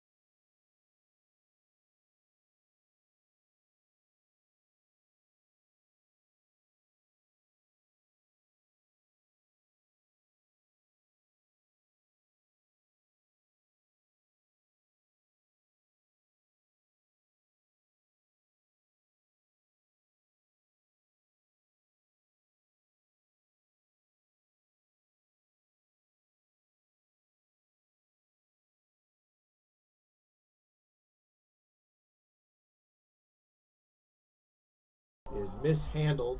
Wow, picked up somehow. That had them all the makings of something that would fall straight into Everett's arms, and the ball just bounced right back up into Lake City's hands. I remember, I think it was Manton, week 2 or week 3. Every time they fumbled it, it fell back right to them. But Lake City got it that time. So a 1st and 10 from their own 32-yard line. With 6:22, and once again, I'll try and call that timeout to you. The clock will be running from this point forward. The score is now 40-0. Lake City did move the ball in that last offensive possession. They had a nice pass play. If they can get something in the end zone, I think that would stop the clock. Atkins goes for that screen. I think that's Schichtel, is it? Yep, that's Schichtel on a little tight end out, slot out. Once again, backup quarterback to a freshman tight end, and that's what you got to kind of do. Steve and I were talking. I didn't want to get too antsy tonight, but this game is probably in the loss column, and so you kind of do have to start looking towards next week, and hopefully maybe an appearance in the playoffs. We'll probably definitely crunch those numbers a little more for you next week on our pregame show. Schichtel only picked up a yard on that pass. Surprised me a little. I thought he was a little further downfield. 2nd and 9 from the 33-yard line. Atkins takes the snap, rolls out to his right, throws it behind. Just behind Blair. Had him open. Had him open. If he would have caught him, he probably would have got a 1st down. Yep. But he's the second time I've seen him kind of stumble as he goes to roll out. And I think if he could just clean up that little bit of his game, he's definitely looks like he's gaining some confidence back there in terms of throwing the ball. But once again, I seem to remember him in the Sheboygan game. Got some work in the early 2 running clock games against Pine River and Manton. Don't know how much work he's got since then. He got some work at Houghton Lake. 3rd and 9 off the incomplete pass. Atkins takes a snap. He's going to put it up. And it is picked off. And so off to the races one more time for Everett. Did he get in? No, he did not. So, but he is probably on like the 1-inch yard line. So Everett gets down to about the 1-inch yard line on the pickoff. When it rains, it pours. When you're facing 3rd and 9, backup quarterback, you can kind of play a deep zone there, force him to throw somewhere he doesn't want to go. Clock does continue to run, but Everett should have their 46th and maybe 47th point here in just a moment, unless this defense can rise up. It is on the 1, so 1st and goal from the 1.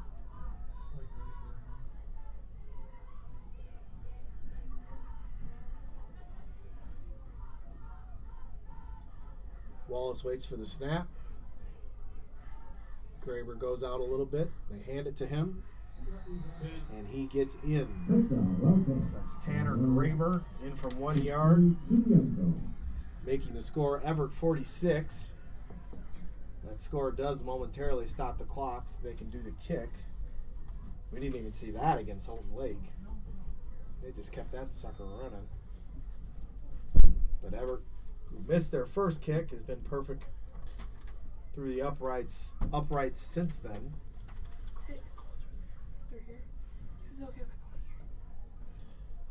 So 3:26.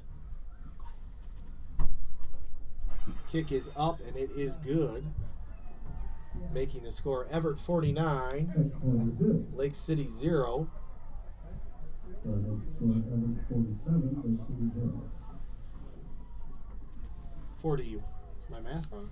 47, excuse me. 47-0 is the score. 3:26 left to go. So we got to, we want the kids to keep playing till the end, and we got to kind of call it like we see it. What have you seen from Tyler Atkins? It's a chance we might be seeing a lot of Tyler Atkins next week against West Branch Ogama Heights. What are some things that he can build on in his late performance here thus far? He's doing okay. That was just an errant throw on that last interception, but he's completed some balls over the middle. He can run this offense. He's just got to build a little bit of confidence in himself. We've seen him complete some passes. When he's rolling out, he's just got to learn to set his feet. If he sets his feet, he gets Dane Blair in stride and not behind him. But he's a good athlete. He's a really, really good athlete. Good baseball player. Played shortstop for us last year as a junior. Sophomore. So he'll get it figured out, and he'll work all next week, and he'll get his steps down, and he'll come back. And if we have to use him next week, or it's going to be a little different without Darren there, but Tyler can do the job. So Everett will kick it away. 47-0 is the margin now. High short kick. It's fielded. Tavin Miller, freshman. Freshman. Cuts it upfield. Sheds a few tacklers. Gets out to the 45-yard line. So once again, I wondered if maybe on this homecoming night, the fifth quarter rule, if we see a little bit of the army of 9th and 10th graders that Lake City does have listed on the roster, and that might be the case. They brought him up this week, so he didn't even play JV last night. They brought him up. He's been out there all 4 quarters. Yep. So has Schichtel, who is also a 9th grader, and once again, you don't see that often. 9th graders playing on the varsity level. I know there's a Root who's listed on the roster, a Brown. I think it's Blake Brown. We might see a few of those guys. But 2:44, clock running. Atkins in the shotgun, 4 wide. Atkins is going to put it up. And he has a man, and it probably should have been caught, to be perfectly honest with you. Yeah, that hit Schichtel right in the hands, and if he had that, he wants that one back again because he should have caught that. There was a lot of traffic in his face. But there's that, a good once again, job by good, Tyler. Good Staying in the pocket, didn't get all panicky, and threw a nice ball. And coming off of a pick 6, you would think a guy might be a little trigger happy or trigger shy and not wanting to throw it in there, and he did. He put it right on Adrian Schichtel's hands. And so, once again, we might see Tyler Atkins next week. These are some things to build on. 2 minutes left to go in the third quarter.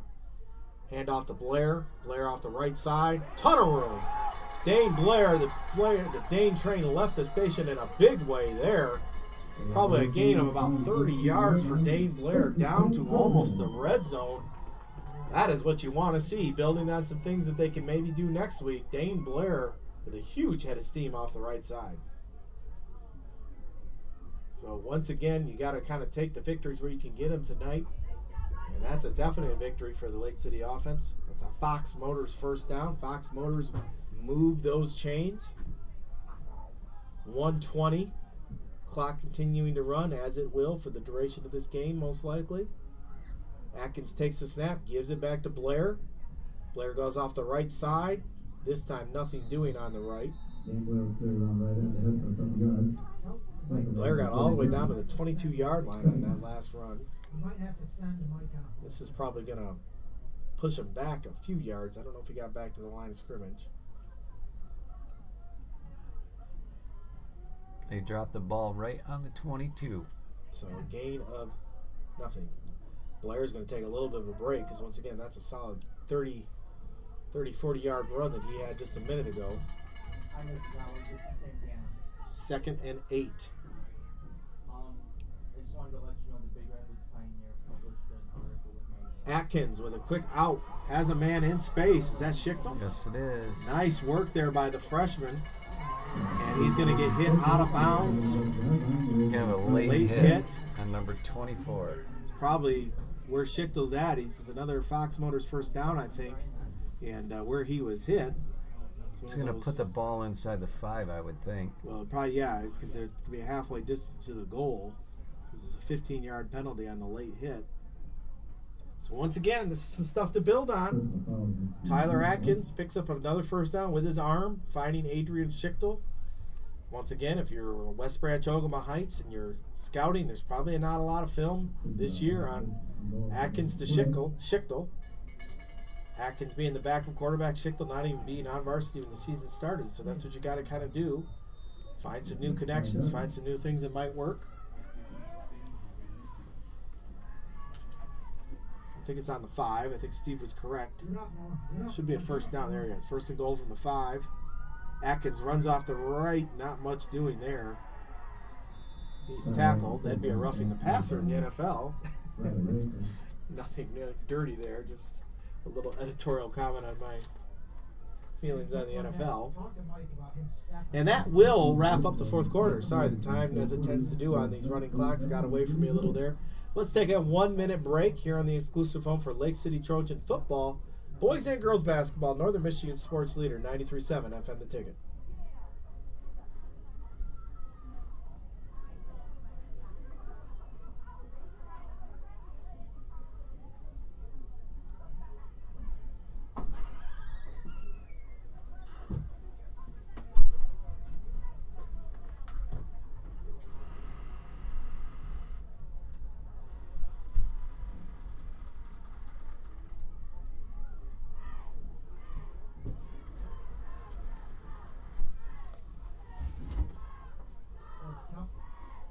We gotta play inside. Kenny, you got a little bit of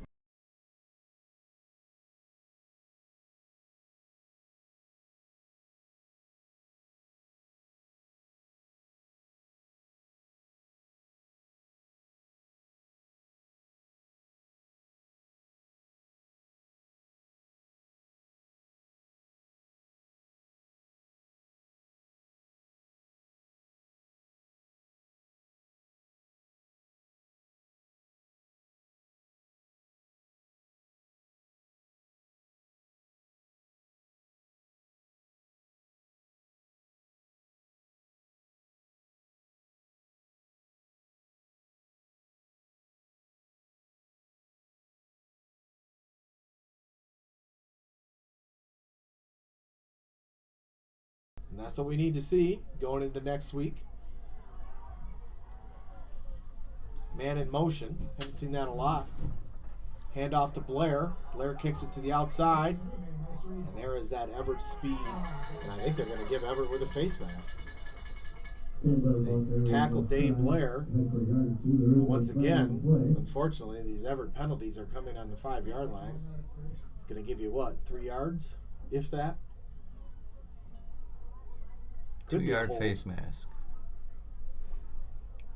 Yeah, but it's a face mask. So it doesn't matter if it's 5 yards or 15. It's half the distance to the goal.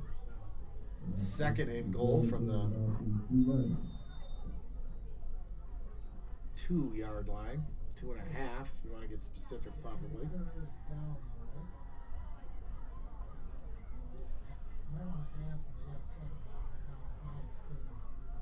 Approaching 11 and a half minutes to go in the game. Clock will continue to run with this 47-0 score. Atkins takes the snap, rolls out to his right. Oh my gosh, Atkins just got lit up. He did. By big number 78. And 78 has been coming through like a freight train all night. And he ran into Tyler Atkins.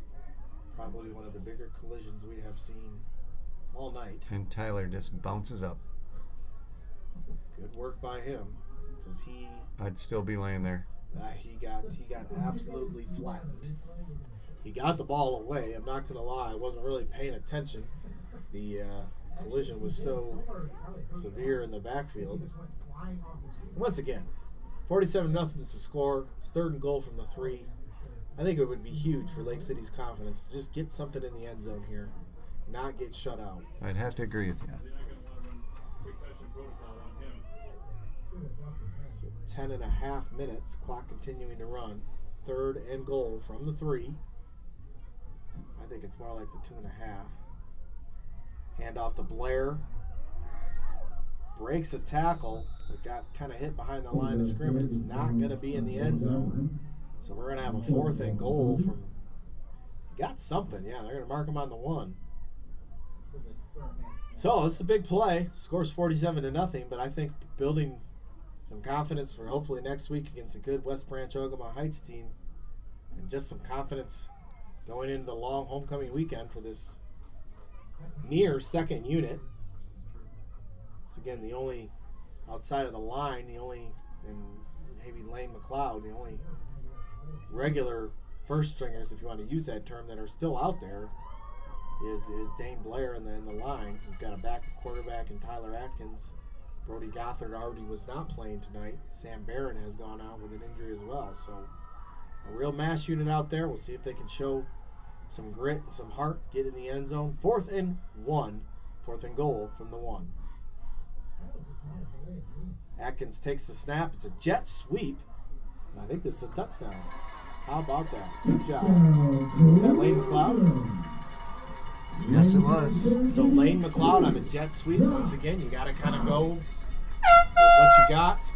And that's Lane McLeod. We haven't called his name a lot on a jet sweep. It's not a major part of the Lake City repertoire. But Lane McLeod, 1 yard. Real creative there by Coach Smith. I mean, I think the natural inclination would be, run Dane Blair. Just have him dive up the middle and put it in. And went into his bag of tricks there. Went to a jet sweep, something he doesn't usually run. Gets Lake City on the board, making the score 47-6 with 9:13 left to go. And Everett has sustained an injury in the end zone, so that's why we'll have a little bit of a stoppage here. I think we're still going to have a running clock with the score 47-6. So, fortunately, this young man. I was thinking about taking a break, get my last sponsor in for the night, but he gets up rather quickly, so we'll keep it here. Lake City's probably going to go for 2. At this point, the score of the game is somewhat immaterial, but once again, not having regular kicker Brody Gothard. It's a little bit of a backbreaker. But without that kicker, I would imagine they would most definitely go for 2. Gives Tyler Atkins one more chance to kind of get his feet wet at that quarterback position. We've had a lot of running clock games this year. Fortunately, they've all been in Lake City's favor. So Tyler Atkins has had some work this year. But this is probably the most ravenous defense he's been able to go up against. That was reflected in the early pick 6 that he had. But since that pick 6, he's been doing a decent job.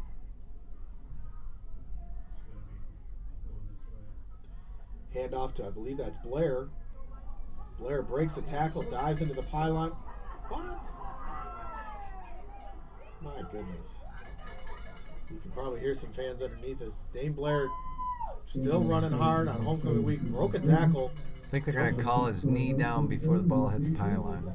Which, I don't even know how the guy saw that, to be perfectly honest with you. It looked like an Everett defender flew into him.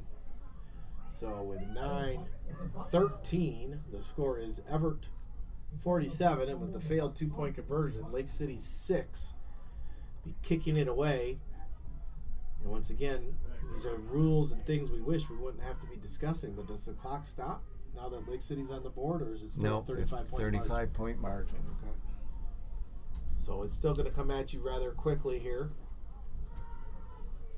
And once again, Everett is probably thinking themselves how much longer they kind of keep their first unit out there. I haven't seen any second unit guys yet up to this point. Can't remember who Everett closes the season with. Neighbors down M66 get to play Muskegon Heights, which will most likely be a pretty handy victory for them to close out the season. Lake City has a difficult slate. They have West Branch, Oklahoma Heights to wrap up the season. Everett and McBain and Beale City will both be playing in Division 8, excuse me. Lake City does have, this year, the highest enrollment in the Highland Conference. They'll be playing Division 7. Kick is up. It's a good kick. Fielded by Everett. Oh, one big hit begets another. Don't know what number that is, but that is the definition of a form tackle and a big hit from Lake City. I think that's our backup quarterback, Tyler Atkins. Tyler Atkins maybe getting out some frustration from, not that he's got anything to be too frustrated about. He's been playing well, but get out some defensive. He's been a key defender defensively all year. Everett plays Harrison next weekend. Pat Craven is originally from there, if I remember right. So that You're might correct. Be a little bit of a highly charged matchup. I don't think Harrison's having a very good season. But 8:30 and the clock continuing to run. First and 10, the 26-yard line. I think Everett, looking at the stature of the quarterback here, we might have the backup quarterback. And a little bit of confusion who called the timeout? I think Lake Lake City City called did. the timeout, which was somewhat peculiar due to the fact that I think Everett was the one that was showing a little bit of confusion. But with 8:18 to go, the score is 47-6. Let's take a 1-minute break. You're listening to the exclusive home for Lake City Trojan football, boys and girls basketball. Northern Michigan sports leader, 93.7 FM The Ticket.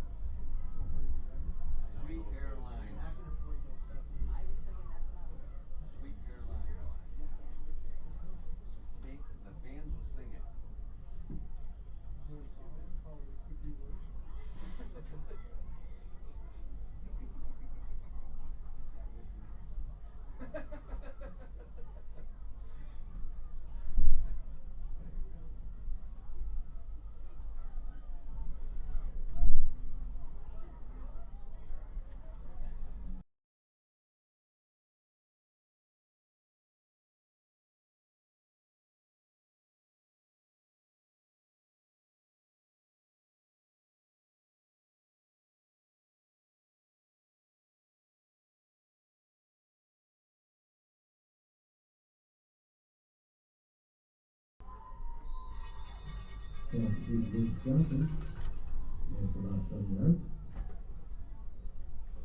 Tyler Atkins and Ben McCall with tackle. Welcome back, Trojan Nation. 7:57 and the clock running. The Everett offense has just had a pass out to the right side. Pretty well defended by Lake City. What do you got here, Ken? Gain of 7. Run up the middle. Once again, I think this is a second unit running back for Everett. Picks up the first down for them. And for about 4 or 5 yards. He also with stop. 20. I don't think it's 24. No, that was number 20, Sean Jackson. He just entered the football game, but I think Everett's keeping their first team line in, so getting some of their skilled players some reps with the first line. That is a sophomore running back for Everett, Sean Jackson. He's got a lot of speed. Here he goes off the right side. Speed seems to be the order of the day in this Everett program. Be close to a first down. 7 minutes. Clock is running. Once again, the score is Everett 47, Lake City 6.